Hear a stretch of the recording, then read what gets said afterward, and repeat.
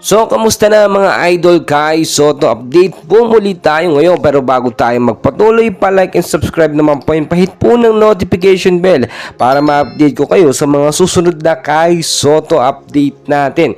And well guys, kumpirmado na nga po Kai Sotto makakasama sa first 5 line-up ng Yokohama sa magiging game po nila sa January 17. And so far nakita nyo sa ginanap nga pong laban ng All-Star Asia versus dito sa Rising Star po ng Japan, ay nakita naman natin ang napaka-solid po na performance ng ating pambato na si Kai Sotto. Yung sinasabing injury ni Kai Sotto sa may paan niya, wala na po. Totally 100% fully recovered na ang ating pambato. At talagang parang nagbibiro-biro na lang, at mani-manila lang yung mga laban na ginawa. Doon nakita naman natin yung laban ng All-Star Asia at ng Japan na Rising Star, hindi po ganun kaseryoso, pero nakita nyo naman nakagawa ang ating pambato na si Kai Sotto ng magagandang highlights. Pagpapatunay lamang po na ang advantage ng height ni Kai Sotto ay available po or applicable kahit sa ang mga kupunan.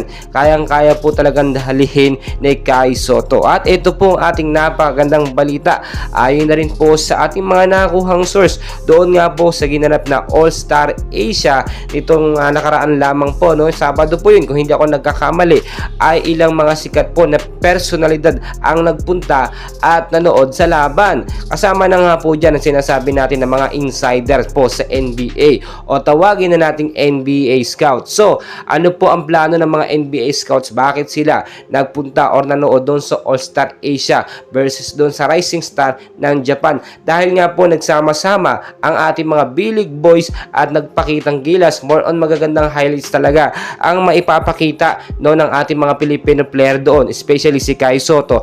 Napansin po yung performance ni Kai, kapag hindi po pressure ang laban, nakakagawa ng maayos na sistema o galaw etong si Kai Sotto. Kapag very intense naman, talaga minsan nawawala sa kondisyon ng mga kamay ng ating pambato na si Kai Sotto. So napansin naman natin yan, kapag very intense at crucial ang laban, kahit sino pa man lalaro ay kakabahan. Pero kapag chill lang, simple lang at hindi mo iisipin manalo or matalo, nakakagawa ka ng magandang putos. Ganyan po nakita natin sa ating pambato na si Kai Sotto. At day by day sa mga practice at laban, nag-i-improve si Kai Sotto at may naipapakitang bago sa kanya. Yun po ang nagustuhan hindi lamang ng Yokohama, pati na rin ang mga team na nagkaka-interes sa kanya sa NBA. Guys, alam ko natatawa kayo, pero walang imposible sa ating pambato na si Kai Sotto. Talagang nasa kanya ang advantage ng pagiging isang NBA player. And well guys, patuloy ko po kayong update, and please don't forget to like and subscribe for more Kai Sotto updates. Maraming salamat po.